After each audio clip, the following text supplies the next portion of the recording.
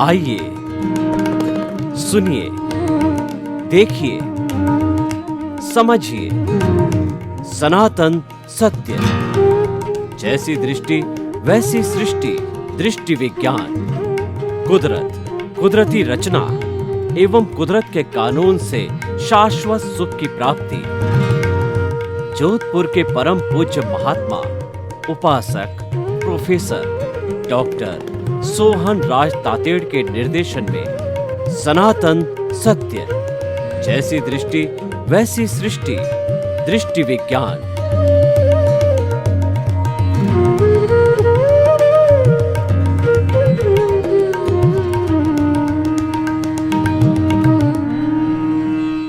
स्वामी जी, रोज़मर्रा की ज़िंदगी में हम देखते हैं कि दो तरह की स्थितियां होती है। एक व्यक्ति या एक लड़का या एक पति बहुत कमा कर देता है और दूसरा थोड़ा देता है या मात्र मीठे शब्द बोलता है, यानी दोनों का कंट्रीब्यूशन का रेशियो 10 और 90 है, फिर भी 10% वाला अच्छा लगता है। ये जो अच्छा होते हुए भी बुरा लगता है और व्यक्ति काम करते हुए भी उसको यश नहीं मिलता है, ये जैसा कि कर्म सिद्धांत की हम बात करते हैं, तो ऐसा कौन सा कर्म है, कौन से कर्म का बंधन किया और ये जीवन भर चलता रहता है? कृपया वो कर्म क्या है, किस कर्म की वजह से होता है, वो कर्म क्यों बनता है और उस कर्म को छूटने का क्या कारण है, थोड़ा विस्तार से खोल के बताइए। ज्ञान आवरण और दर्शन आवरण। और दर्शन किसको कहते हैं वो बताया था हमने कि कुदरत, कुदरती कानून और कुदरती रचना तीनों को समझना उसका नाम है दर्शन। वो नहीं समझना उसका नाम है मिथ्या दर्शन। तीसरा कर्म है मोहनीय कर्म। मोहनीय कर्म का मतलब होता है आत्मा के अलावा मन वचन काया सहित, इंद्रिया सहित दुनिया की कोई भी चीज, वस्तु या व्यक्ति में सुख मानना, इसका नाम है मोहनीय कर्म। मोहनीय कर्म का मतलब होता है विनाशी चीजों में, जड़ चीजों में सुख जैसा कुछ हो सकता है, वो व्यवहार चलाने के लिए, जीवन चलाने के लिए हो सकता है। सुख कहां से होगा? कोई जड़ की अवस्था में सुख हो सकता है?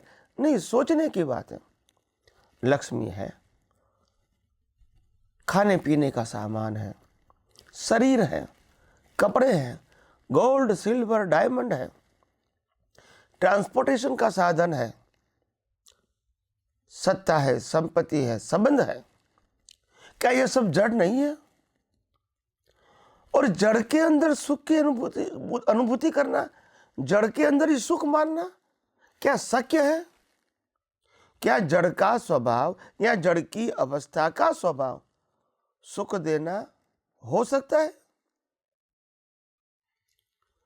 तो बात यह है, सुख केवल, और वो भी शाश्वत या तो सनातन सुख, वो केवल आत्मा में ही है। बाकी बाहर की दुनिया में जो हमको सुख लगता है, ये हमारी मान्यता है। आपको जो सुख लगता है, दूसरे को वो बंधन लगता है। आपको जिसमें से आनंद आता है, वही चीज में दूसरे को दुख होता है। ये तो सब अपनी अपनी मान्यता है। ये कोई सनातन सत्य थोड़ी है। तो कहने का मतलब ये है कि सुख दुख हमारी कल्पना है। सुख केवल आत्मा का स्वभाव है और दुनिया के अंदर इंद्रियों के माध्यम से, साधन, संपत्ति, संबंध और सत्ता के माध्यम से हमको सुख दुख मिलता है, ये भ्रांति है, 100% भ्रांति है।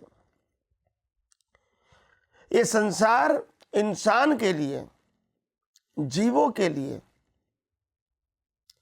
कर्मों की भुगतान का साधन मात्र है, सुख दुख की भुगतान का साधन नहीं है।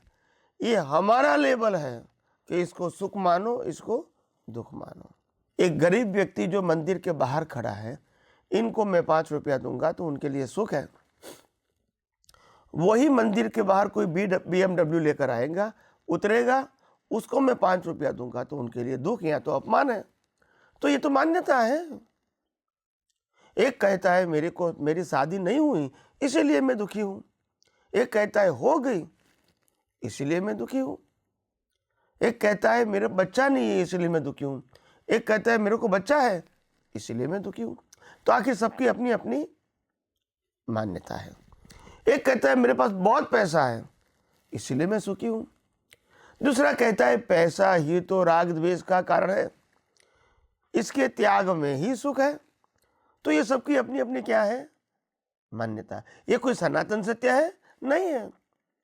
कुदरत तो साफ बोलती है कि मैंने इस दुनिया के अंदर सुख और दुख जैसी चीज रखी ही नहीं है। मेरा एक ही काम है, कर्मों की भुगतान, जो कर्म किया इसके भुगतान देना, और बाकी पूरी सृष्टि को मेंटेन करना, चलाना। उसमें सुख दुख सब्जेक्ट वो कुदरत का है ही नहीं, था भी नहीं और होगा भी नहीं। तो ये मोहनीय कर्म समझ में आ गया आपका। मोहनीय कर्म का मतलब होता है आत्मा के अलावा, आत्मा में ही सुख है मगर आत्मा के अलावा और कोई भी चीज में सुख मानना, वो मोहनीय कर्म का कारण है। और इसीलिए हम राग द्वेष करते हैं, मालिकी भाव करते हैं, कर्ता भाव करते हैं, व्यक्ति या वस्तु के प्रति या मनोवचन काय की क्रिया के प्रति। उसके अलावा जो चौथा कर्म है अंतराय कर्म। अंतराय कर्म का मतलब होता है आत्मा होते हुए, आत्मा की अनंत शक्तियां होते हुए भी हम इसका अनुभव नहीं कर पाते हैं, यह अंतराय कर्म है। अनंत ज्ञान, अनंत दर्शन, अनंत सुख, अनंत शक्ति, अविनाशी पद, देखने का, जानने का स्वभाव, स्व पर प्रकाशक और परमानेंट होना, ये सब आत्मा का स्वभाव है। मगर इसको हम अनुभव नहीं कर पाते, क्योंकि हमारे पास मिथ्या ज्ञान, मिथ्या दर्शन, मोहनीय कर्म का अज्ञान पड़ा है इन बिटवीन। और यह ज्ञान के माध्यम से हमारा अंतर आत्मा के साथ बना ही रहता है, कभी खत्म होता नहीं है। जहाँ तक अज्ञान नहीं निकलेगा वहाँ तक अंतराय कर्म को खत्म होने की संभावना ही नहीं है।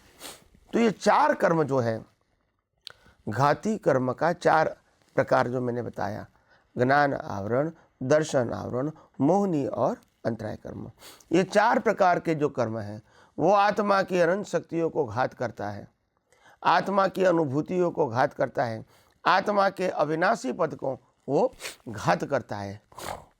ऐसी चार शक्तियाँ हमको अज्ञानता के रूप में जो मिली है, इसको मिटाना पड़ेगा। और मिटाने के लिए मैंने कहा हमको कुदरती कानून और कुदरती रचना का ज्ञान होना सैद्धांतिक रूप से आवश्यक है।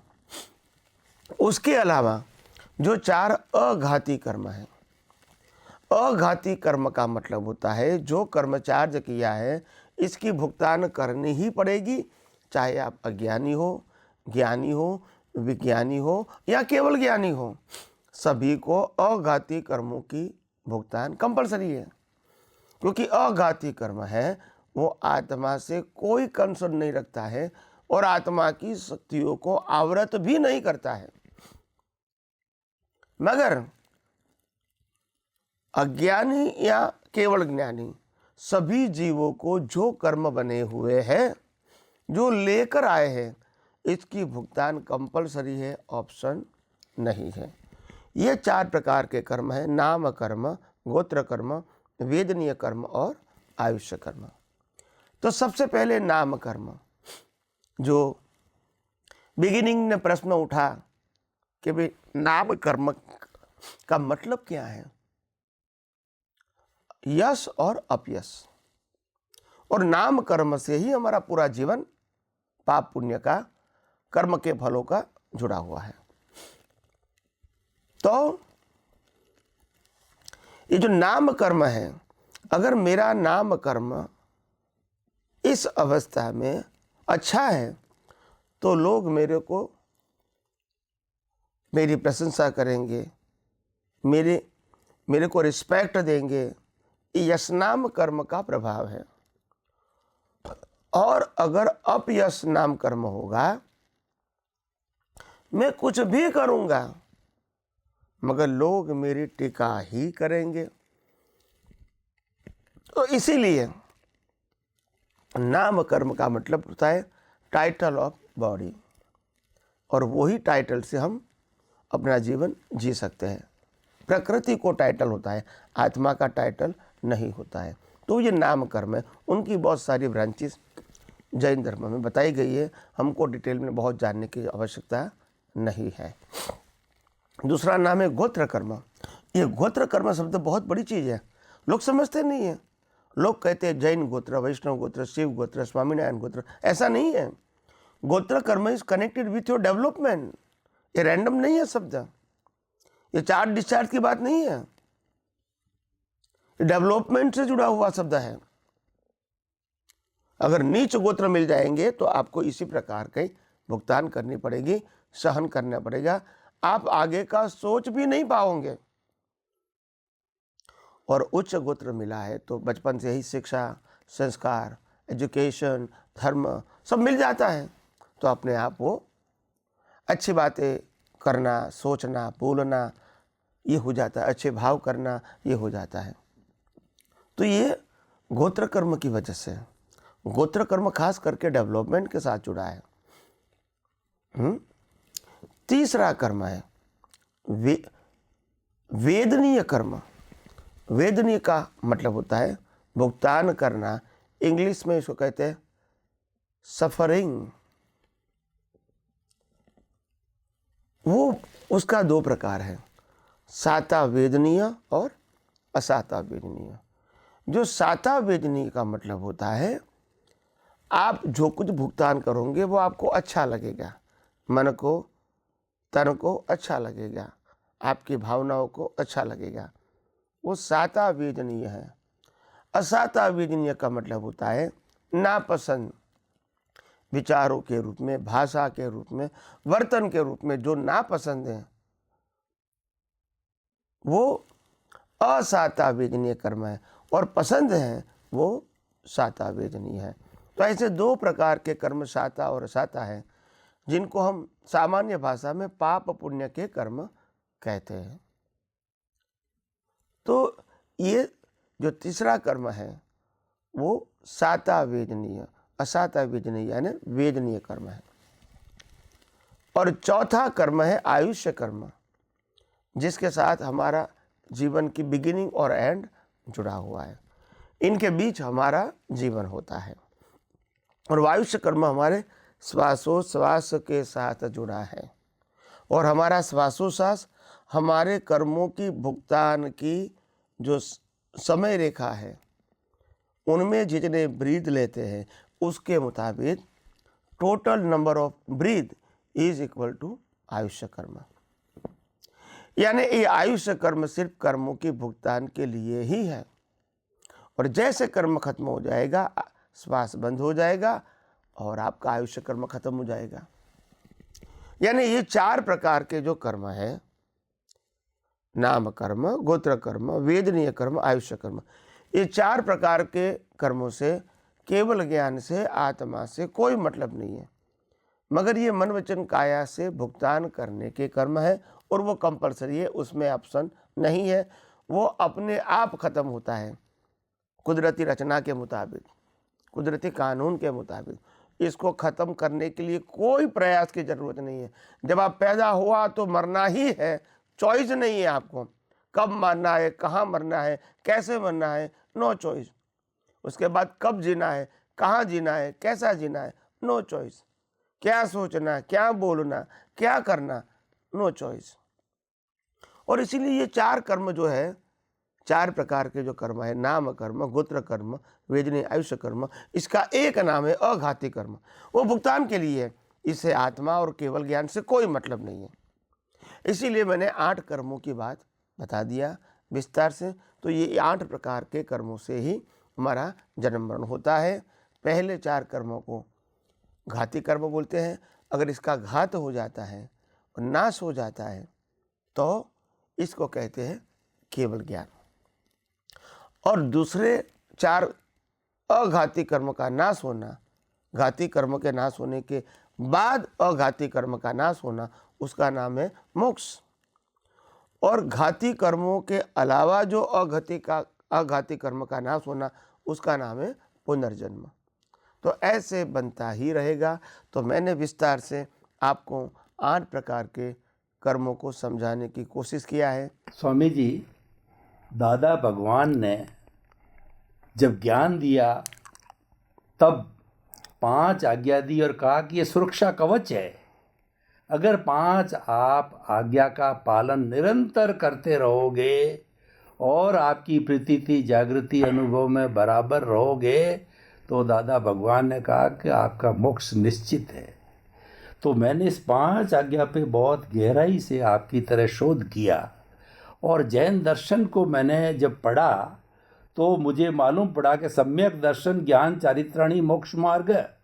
सम्यक दर्शन के हमारे जो जैन दर्शन के अंदर मोक्ष के 4 मार्ग बताए, सम्यक दर्शन, सम्यक ज्ञान, सम्यक चारित्र और सम्यक तप। यानी फिर मैंने इसको 5 आज्ञा मैंने देखा कि कैसे 5 आज्ञा जो है इनसे मेल खाती है। तो मैंने अनुभव किया कि जो पहली 2 आज्ञा है रियल व्यू और रिलेटिव व्यू है, ये सम्यक दर्शन से जुड़ी हुई है। यानी हम रियल रिलेटिव जड़ चेतन का भेद विज्ञान कर लेते हैं तो हम सम्यक दर्शन की स्थिति को प्राप्त कर सकते हैं। जो है ये तो मेरे शब्द है, क्योंकि भाव तो भाव ही होते हैं, शब्दों के अंदर पूरे भाव स्पष्ट नहीं होते हैं, सीमा है शब्दों की। तो आप भी कृपया इसको दृष्टि विज्ञान, इसको जो है आपके अध्यात्म विज्ञान के एंगल से बताइए, क्योंकि बहुत सुंदर 5 आज्ञा बड़ी अभिभूत करने वाली है। ज्ञानी पुरुष दादा भगवान की 5 आज्ञा, रिलेटिव, रियल, जगत नियंता व्यवस्थित शक्ति, चौथी फाइलों का संभाव से निपटारा करना और 5वीं आज्ञा शुद्धात्मा के वही खाते में रकम जमा करना। ये 5 आज्ञा ज्ञानी पुरुष ने ज्ञान दृष्टि देने के बाद पुरुषार्थ के रूप में दिया। मैं समझता हूँ ये आज्ञा को देने का संयोग ज्ञानी पुरुष को क्यों आया। जब आपको बता दिया कि आप शुद्धात्मा हैं और बाकी सब व्यवस्थित है, जिसको मैं कुदरती रचना बोलता हूँ, और यही दृष्टि का ज्ञान और दर्शन का उपयोग करें, और सुख आत्मा का स्वभाव है, दुनिया में नहीं है, तो मिथ्या ज्ञान, मिथ्या दर्शन, मोहिनी कर्म, तीनों को नाश करने का सिंपल रास्ता है। मगर ये विस्तार से उनको इसीलिए बताना पड़ा, आज्ञा के रूप में, सत साधन के रूप में, संभाव से निपटारा करने के रूप में बताना पड़ा, क्योंकि उस जमाने के लोग इतने आध्यात्मिक विज्ञान को या तो अक्रम विज्ञान को विज्ञान की तरह समझने में सक्षम नहीं थे। उन्होंने प्रयोग भी किया, बताने की कोशिश भी किया, मगर लोगों को धीरे धीरे इसमें से इंटरेस्ट उठने लगा। फिर वो समझ गए कि ये मैं इस प्रकार से बात करूँगा विज्ञान की अकेली, तो ये लोग नहीं समझ पाएंगे और मैं जो बताना चाहता हूँ वो नहीं पा सकेंगे, तो मेरे को अभी और नीचे आना पड़ेगा। और इसीलिए उन्होंने फिर ये ज्ञान विधि का भी प्रयोग रखा, आज्ञा धर्म का भी प्रयोग रखा, सत साधनों का भी प्रयोग रखा। ये तीनों प्रयोग मुख्यत्वे है। सत साधन में सब कुछ आ गया, सभी प्रकार की क्रियाएं आ गई। तो ये क्यों करना पड़ा? क्योंकि उसको मालूम है कि विज्ञान नहीं समझेंगे तो कम से कम जितना विज्ञान समझे उसके अलावा अगर ये सत साधन करेंगे तो जो धर्मों के अंदर जो कर्म का सिद्धांत है कि पुण्य बनेगा, और प्रतिक्रमण करेंगे, माफी मांगेंगे तो उनका भी तो लाभ मिलेगा, धर्म में भी मिलता है। तो इस प्रकार से उन्होंने ये बातें बताई। तो मेरा ऐसा स्पष्ट मानना है कि विज्ञान और क्रिया का पुरुषार्थ दोनों साथ में नहीं चलेगा, नहीं तो विज्ञान समझ में नहीं आएगा। अगर आप सत साधन को जो क्रिया से होता है, अगर आप इसको पुरुषार्थ मानोगे तो फिर विज्ञान नहीं समझ में आएगा, क्योंकि विज्ञान सिद्धांतों के ऊपर आधारित है और सिद्धांत दृष्टि से उपयोग करना है, और मन वचन काया की अवस्था मात्र कुदरती रचना है, और फिर आप उसमें पुरुषार्थ शब्द जोड़ दोगे तो विज्ञान समझ में नहीं आएगा। मगर आपका जो मूल प्रश्न है, ये 5 आज्ञा को छोड़ के, कि मैंने 5 आज्ञा को जैन धर्म की जो 4 बातें हैं, जैन धर्म के अंदर जो 4 बातें बताई है, सम्यक ज्ञान, सम्यक दर्शन, सम्यक चारित्र और सम्यक तप, किस प्रकार से यह आध्यात्म विज्ञान के साथ जुड़ी जाए। तो ये जोड़ना सरल है।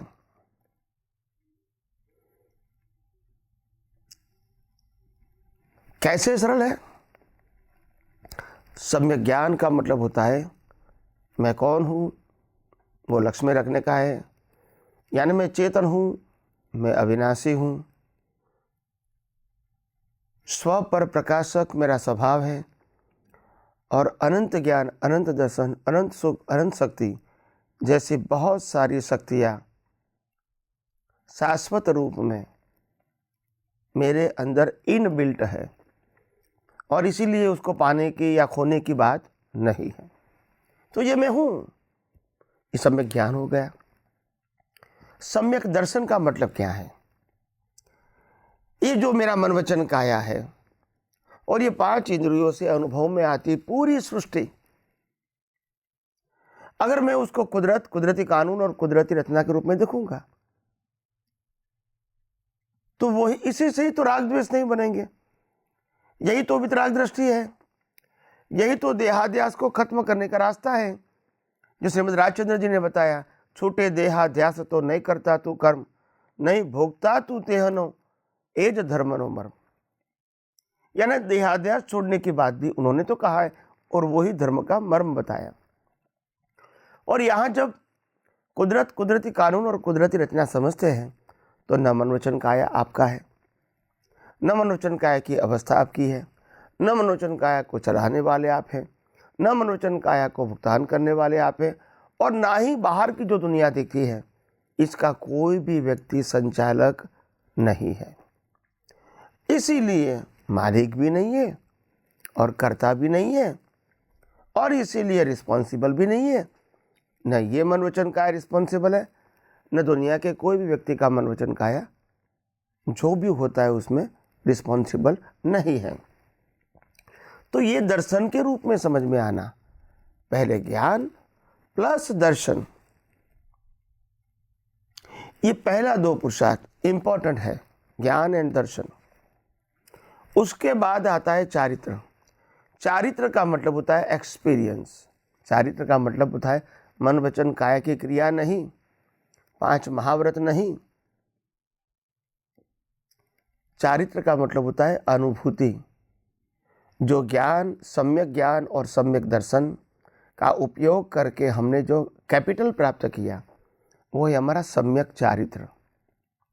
ये अनुभूति की बात है, ये फिजिकल बातें नहीं है, ये स्पीच, थॉट और एक्शन की बात नहीं है, अनुभूति की बात है। इनको सम्यक चारित्र कहते हैं। मगर हमारे पास ज्ञान दर्शन तो है, मगर उसकी स्ट्रेंथ नहीं है कि ऑन द स्पॉट यूज करें और तुरंत चारित्र बन जाए, वितराग दृष्टि हो जाए। ऐसी स्ट्रेंथ हमारे पास नहीं है, क्योंकि ये विज्ञान हमने पाया है। अभी अनुभव के मार्ग में आगे जाना हमको बहुत कुछ बाकी है। तो इसीलिए अगर एक संयोग के अंदर जो बाह्य संयोग है, जो मन वचन काया से जुड़ा हुआ है, वो संयोग में शुद्ध ज्ञान और शुद्ध दर्शन का उपयोग करने का जो प्रयोग है, वो प्रयोग जितना लंबा है, इसको कहते हैं तप। यानी कोई व्यक्ति ने आपका प्रकृति का अपमान कर दिया, और ये प्रकृति का अपमान करने के बाद प्रतिष्ठित आत्मा, उसके अंदर शुद्ध आत्मा देखना, और उनके मन वचन काया और ये मन वचन काया को कुदरती रचना देखने में समय लगा दिया, 5 मिनट, 25 मिनट, 1 घंटा, 2 घंटा, 5 घंटा। बाद में एक्सेप्ट किया कि नहीं, कुदरती रचना है। तो जो 5 घंटे का समय है, इसको आध्यात्म विज्ञान में तप बोलते हैं। क्या बोलते हैं? तप, सम्यक तप। यानी सम्यक शब्द आत्मा के साथ जुड़ा है और केवल तप शब्द क्रिया के साथ जुड़ा है। अगर आप सम्यक नहीं कहो, ज्ञान दर्शन कहोगे, तो वो रिलेटिव सत्य होगा, वो प्रकृति के साथ होगा। और चारित्र सम्यक नहीं कहोगे तो ये प्राकृतिक चारित्र होगा। और सम्यक तप नहीं कहोगे, सिर्फ तप कहोगे, तो प्रकृति का तप रहेगा। तो ये खास ध्यान रखो, ज्ञान दर्शन चारित्र और तप ऐसा शब्द उपयोग करोगे तो वो रिलेटिव सत्य है। सम्यक ज्ञान, सम्यक दर्शन, सम्यक चारित्र, सम्यक तप, वो आत्मा से जुड़ा है, मुक्ति से जुड़ा है। और तप शब्द में क्रिया नहीं है। तप शब्द में यही सम्यक ज्ञान, सम्यक दर्शन का एप्लीकेशन करके 100% एक्सेप्ट करना, उनका जो समय है, इस समय को कहते हैं आध्यात्म विज्ञान में तप। यही सम्यक ज्ञान, सम्यक दर्शन, सम्यक चारित्र, सम्यक ज्ञान दर्शन चारित्राणी मोक्ष मार्ग, तो यही मुक्ति का मार्ग भगवान महावीर ने भी बताया है और जैन शास्त्रों में भी लिखा गया है। तो आइए हम सब यही विज्ञान को और गौर से समझने की कोशिश करें और अपना ज्ञान और दर्शन विशाल और सैद्धांतिक बनाएं।